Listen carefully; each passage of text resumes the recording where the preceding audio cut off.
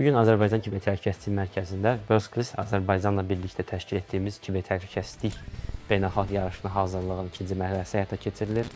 Biz bugün burada 30 nəfərlə birlikdə CTF yarışını həyata keçiriləcək və seçilmiş 10 nəfəri isə beynəlxalq WorldSkills çempionatının kiber təhlükəsizlik istiqaməti üzrə yarışına hazırlayacaq.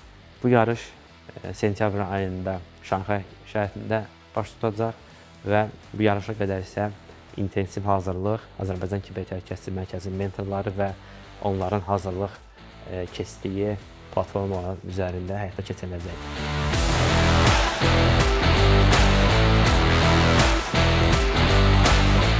Artıq ikinci ildir ki, WorldSkills Azərbaycan Kiber Təhlükəsizlik Mərkəzi ilə birgə çox böyük bir iş görürük.